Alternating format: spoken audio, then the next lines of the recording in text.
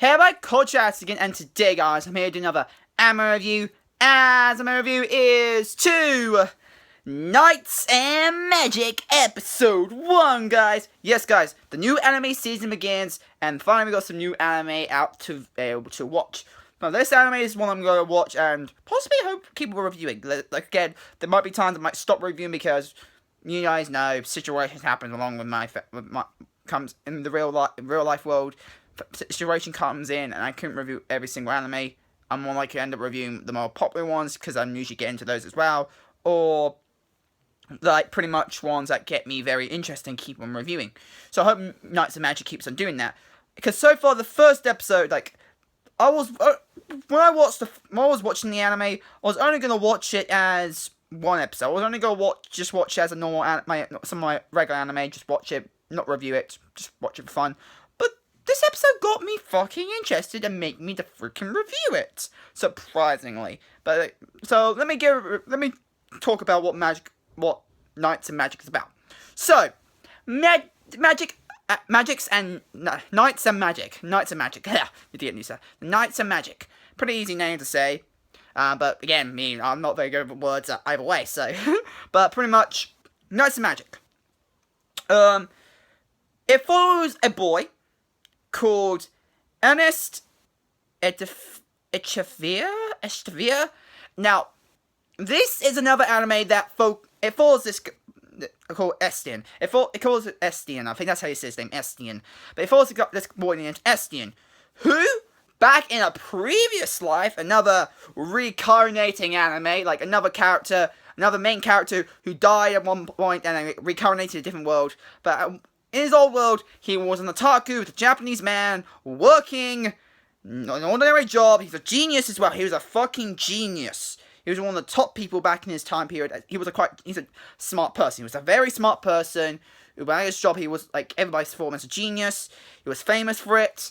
But he was an otaku. So he really liked anime. Especially robots. He loves robots and robot anime. So he was collecting robots and pretty much Gundam products and everything for most of his life, until of course the day he died. After the day he died, he got born into a different one now. Actually born, because the body he gets into is already born, but I think he's actually conscious. What didn't come alive until this point in the anime. This anime got shown. But pretty much, in the start of the anime, we see a little boy who we end up finding out that's him, Estienne, reincarnated, of course, known as Estienne, because back when he was back in his old world, he's got called by a different name, but now, in this new world, he got reincarnated into this little boy known as Estienne, and it's a fantasy world. It's a fantasy world, which again, not too different to what we've seen. Person died, getting reborn into a fantasy world. It's a common trait that's so far seen in anime, but here's one big thing that comes a difference. Robots, or they're called Satelian Knights. They aren't because the people in this world don't even know what the word. Silohote Knights. Silotonates. Man, I'm not, names are terrible. But, pretty much, these robots, Satelian Knights, are pretty much the robots that we know Estienne in the previous world, who somehow remembers, even though he also still sustains the essence of the Estienne that exists in this world.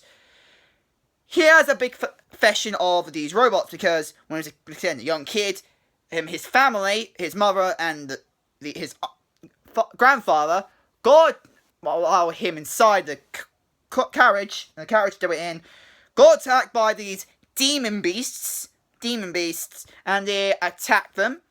But of course, Estienne was about to be eaten himself. He was about to be eaten by these demon beasts. But suddenly, his father comes in. Estienne's father comes in a Satelian Knight or robot, how you prefer calling it, but comes in and saves him from this demon beast. Now, because like I said, this point he gains the reconscious of his old self. Estienne himself gets his conscious back, his actual mindset, his other personality he got from his old self back before he got reincarnated into Estienne. He regained that memory, and because of that, he remembered that he loved robots and said, "There's a robot!" And that, after seeing what happened, that made him determined to become a special pilot known as a Night Runner, which are the pilots that control these Satara Knights or robots to fight these demon beasts. And that's pretty much what we're gonna now find out from this anime is that he now aims to become one of the best Night Runners in the world. He aims to become a Night Runner as soon as possible. That's what he's aiming. From a younger age, he wants to become a Night Runner as soon as possible. But pretty much, his overall goal is to become the best Night Runner. That's what the anime is about. Also during this episode, we actually get a chance to meet his two childhood friends. Well, his two friends he ends up meeting during when they trying to sneak in when they hear about a new rich noble person was coming in, because Estienne surprisingly ends up being a noble straight out. You don't always get this. You don't always see a main character that's already a fucking genius, plus also already a noble in heritage, because those type of characters, the one who's intelligent and noble in heritage, we don't actually follow him as a main character, but we actually get a chance to follow him as a main character? I actually like that thing, because I do want to see a mindset of an intelligent, noble person. Don't see that much in anime, so that's one difference. That's two differences. That's one difference that I liked about this anime, that we actually get a chance to experience from a noble / smart person's point of view. We already seen in anime a point of view of a intelligent, genius person. We've seen that personality before. We've been in a main character was like that before, but not as a nobleman. If they're already a nobleman, we expect maybe some noble attitudes, and Esther did show a bit of it, but yet again he also showed his kid-like attitude, and of course he showed his kind nature, because he also shows his complete kind nature. Now, during what we saw, and then pretty much, let me get back to his friends. His friends are known as Archie Otaria, Archie Otaria, and Odarta Otaria. Pretty much they're brother and sister, who we also find out in the anime they're son and daughter of a nobleman as well, but their mother was a commoner. Their mother was a commoner, so of course they're not succeed their family, because their older sister, who unfortunately is a relative of both nobledoms, because their sister is a half sister to them, but pretty much they're also a descendant of, they're part of nobility, but unfortunately are part of the bastard nobility. You all know that if everybody know what bastard means, you're born outside wedlock, they're not married or anything, but pretty much that's what they are. So they can't succeed the throne, they can't succeed their family's line.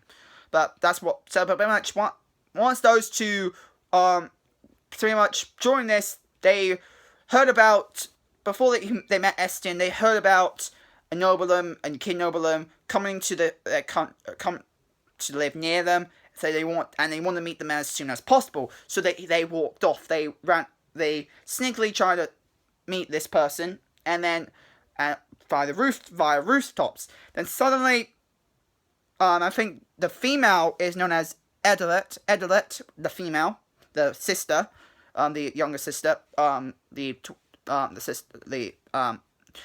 girl, pretty much was about to fall from the roof, but then Estienne, who was already very skilled at magic, because, like I said, he was aiming to become a Night Runner, which runs by magic, and of course, you need great magic powers to control it. And that means for most of his training, he was diverse, he was completely immersed to train as to use magic. He started learning magic so he can able to control Night Runner. But during, when he was out training, he sees Edda about to fall from a roof, so he saves her from the fall, and pretty much he starts talking to both actually Adelet, and they start to get along, and they start to become friends, and they now start to become very close friends. And Adelet also teaches them also how to use magic, and now they also sharing the goal to become one of the best Night Riders in the world. So pretty much during this anime, most of what I understand from this anime is gonna be that both Estent, Archie, and Odalat are now all aiming to become the best knight heroes, and they're gonna Rhinos and become and aiming to become the best in pretty much the world and defend people from these demon beasts. Now, what I saw these demon beasts, they're cliche we expect from anime like this, but like I said, still it looks pretty good so far. Now, let me talk about another thing I actually found different that I got to say I'm actually glad each had something different, is that the past life thing. Usually in anime, they don't really show the main character's past self's face unless they actually completely look the same. They exactly have the same body, same looks and everything. They still keep those traits, then we see their facial aspects, their body structure straight away, because then we know it's going to be the same person either way. But when it usually involves a character who gets reincarnated in the world and looks completely different to their past selves, we usually don't see their face or their body structure until near the end or somewhere in the middle of an anime series. But in this situation, they didn't. They automatically showed the face already. What the main character used to look like back in his past life. Which I'm actually glad they did, because now we know what his past life looks like. And now we also know if we ever see his past self again, we now know who it is. We don't have to wonder, so who is his past life then? And now we know who he is. Who is the past life? Who the one who died? Now we know who it is. Which I'm glad we do now. So that's just a good thing. And I'm glad they ended that, because we don't really see that straight away in the first episode. So I'm glad they've done that. Now, animation. I gotta say, the demon beasts themselves, I'm not a big fan of that CGI. Like, that was obvious CGI, as we all know. Obvious CGI in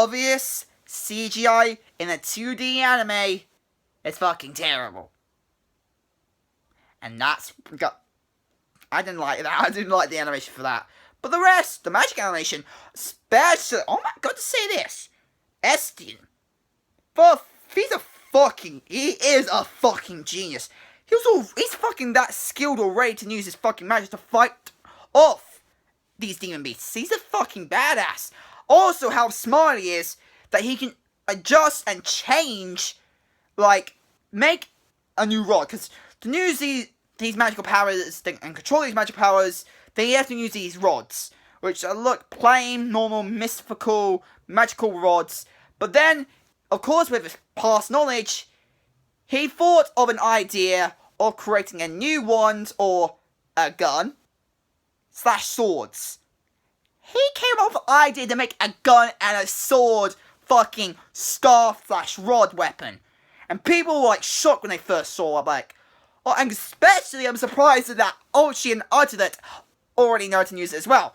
But makes sense, they are friends of Estienne, and by the way, was a time skip in this episode as well. And the time skip actually felt pretty good, actually. I actually got to say, it didn't feel rushed or anything, but we got a time skip already in this episode, which is surprising. It's like, and he was like, I'm saying, before we got to the time skip, he was like, around about like 8, 7 years old, somewhere, or maybe 5, he was in kindergarten, so it was around those ages, but pretty much, and he became a genius, so he skipped grades, and maybe start middle school quite quickly.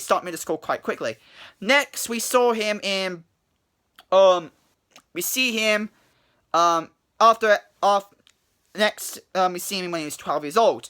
Now, he seems to be second year middle school, so from what I guess when he started school, we started seeing him in school, I mean, must be somewhere around his, I gotta say, if he was 12 and he was in second year middle school, but it looked like it, but I might be wrong, but pretty much, I gotta say, the overall, just gotta say, he's fucking smart and fucking a badass. Like, he showed his kindness and badassness. Like, you don't see a kind character all the time who's always a badass. You don't see that all the time. But I'm glad we got a chance to see this, and it's freaking entertaining. And the overall, the anime was pretty. This episode was pretty good. I do want to know what the next episode is about because there was a cliffhanger, and that cliffhanger, it was alright. Didn't feel too organic. It didn't feel too bad. It was a cliffhanger, but it was a cliffhanger, so I do want to find out what's going to go on. But the overall, this anime so far has been entertaining. I like it, and I hope it be keeping going on like this route path and make me interested. And looks like we get a chance to see from individual episodes our characters growing. We get a chance to see them growing, which I'm glad we get a chance to experience that as well. And yeah, that's all I got to say. Anyway, guys, that was my anime review to Knights and Magic Episode 1. Hope you guys like it, but content fancy. If you guys have any questions down below, my share, and yeah, hope you guys like it, comment, subscribe, and I'll see you guys later. Bye, guys! Wow.